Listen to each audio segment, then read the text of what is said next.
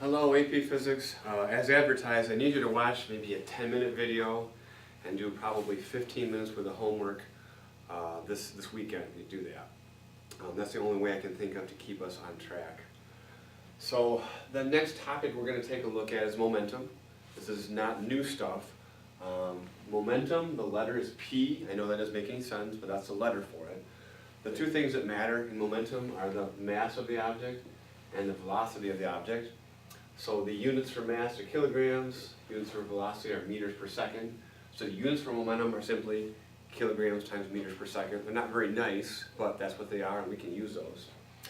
Because momentum or velocity is a vector, which means it has a direction to it, momentum must have a direction to it as well. Anything that's a scalar, which is just a number, times a vector, has to be a vector itself. And what we mean by that is it's very different if something has a momentum of 16 this way versus maybe 8 this way. Those are, you're going to call probably one of them positive, typically to the right, and you would definitely call that negative. And in fact, in this example, if we wanted to find the change in momentum, or the change in momentum, physicists came up with a word for that. They called it impulse.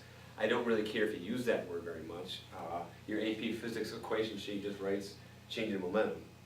But the change in momentum from 16 to 8 is not 8.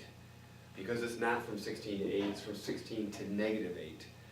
And if you go from 16 down to 0, down to negative 8, that's not a change of 8, that's a change of negative 24. So be really careful with the directional kinds of things that show up with momentum.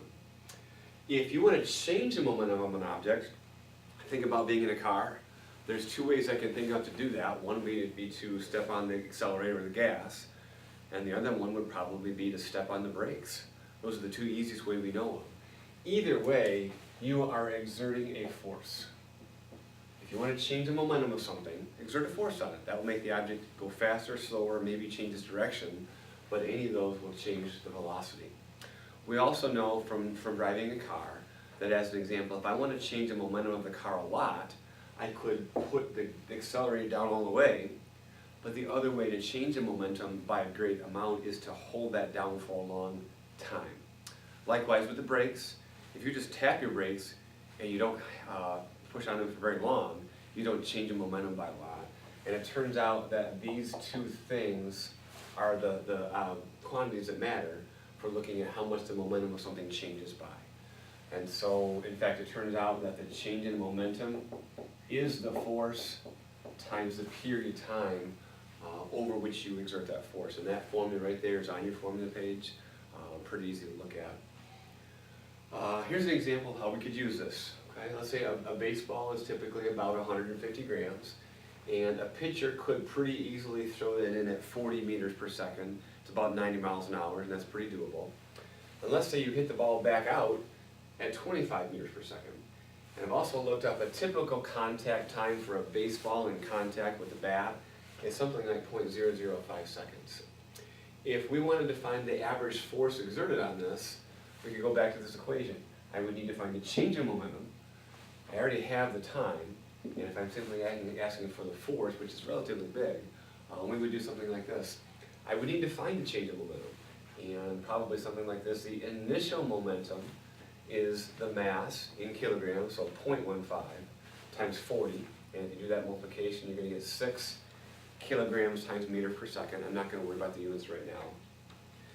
To find the final momentum, I would do the same kind of thing. I would still take the mass times the velocity, knowing this is now negative. I'm going to do that. And 0.15 times 25 must be negative 3.75.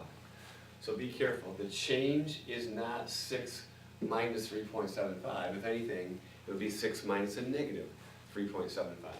Either way, the change in momentum in this case would be 9.75, or technically negative 9.75, because we went down, right? Our momentum went down.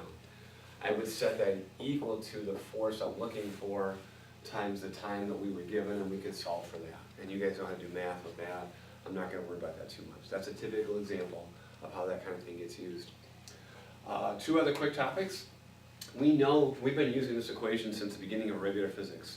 We know this is true, and we know that the graph, or I'm sorry, the area of the graph, of the speed versus time graph, that is the change in displacement, which is the distance. We also know that the area under a force versus distance graph, I just asked you about that at today's quiz, that is the change in energy or the work. And the similarity is how we have a quantity A equals B average times C. A equals B average times C. This equation up here really should have an average force written in it because it's normally very hard to keep a consistent force. And so we just look at the average force. If you notice a similarity between these two equations and that one, it shouldn't be that big a stretch to realize, oh, if I had a graph, a force versus time graph, something like this, and I wanted to find the change in momentum, I could take the average force times the time, or I could simply take the area of this graph, and we know how to do that. You would probably split it into a rectangle, triangle, and add the areas up. But we've already tested that idea in a couple of other situations. Anytime you have A equals B average times C, you should be able to go to the graph instead to find the given quantity, and we can do that as well. So the last way to use it would be, let's say, hey, we have a small cart going at a beginning speed to start with, and then here's a graph of the force exerted on that cart as a function of time. So this would be something where the force is getting less and less and less and less and less. Force becomes zero just for a split second, and then now actually the force is negative backwards. So it's kind of like we're pressing on the gas, but less and less and less so, and then we start pressing on the brakes, and then more and more and more so.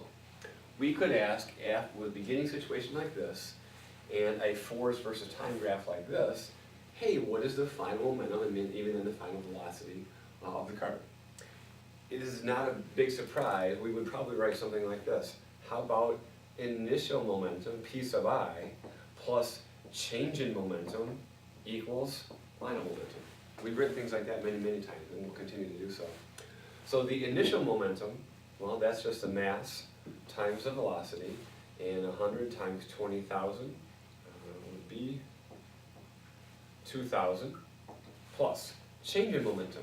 Well, I would need to find the area of this graph. Now, I've already kind of partitioned that out for you. This is in 200s. This is 3 seconds. This is 2 seconds. And this graph apparently goes down to negative 400. So I already found the area of this triangle for us, just to speed things up. I found the area of this triangle, and just like in some of our force versus distance graphs, it was going to be negative.